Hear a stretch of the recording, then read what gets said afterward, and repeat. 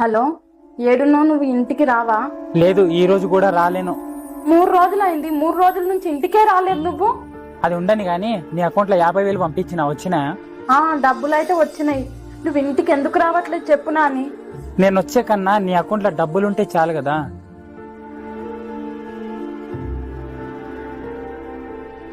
నేను ఎప్పుడు గుర్తుకురానా నీకు? ఎందుకు గుర్తుకొస్తావు? 5 రోజులైతుంది ఇంటికి రాక. ఇవి తీసుకో. ఇవెందుకు? నీ ఫేవరెట్ వస్తువు కదా. నేనేం చేయను నాని ఇంత డబ్బులు తీసుకొని. నాకేం తెలుసు, ఏమన్నా చేసుకో. నేను ఆంధ్రాకి వెళ్ళాలి, రెడీ అవ్వాలి ఇప్పుడు. ఇప్పుడే కదా నాని నువ్వు వచ్చింది. నేను పోవడానికే వచ్చిన.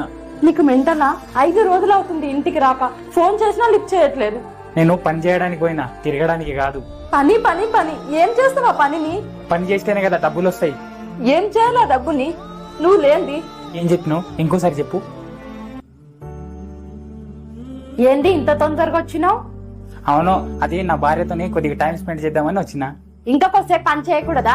డబ్బులు ఎక్కువ వస్తుంటే కదా. అమ్ములు, డబ్బులు అంత ఇంపార్టెంట్ కాదమ్ములు. ఫ్యామిలీతో గడిపే టైం కూడా ఇంపార్టెంటే కదా.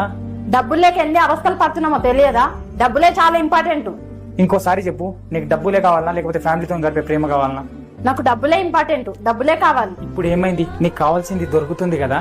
నన్ను క్షమించు నాని, చాలా తప్పైపోయింది. నాకు అర్థమైంది నాని, నువ్వేం చెప్పదలుచుకున్నావో. నేనేం చేయాలి అంత డబ్బులు పెట్టుకొని నువ్వు నా పక్కన లేనిది? ఒక మాట చెప్పనా అమ్ములు, డబ్బులు పోతే మళ్ళీ సంపాదించుకోగలం, కానీ బంధం పోతే మళ్ళీ తిరిగి పొందలేం.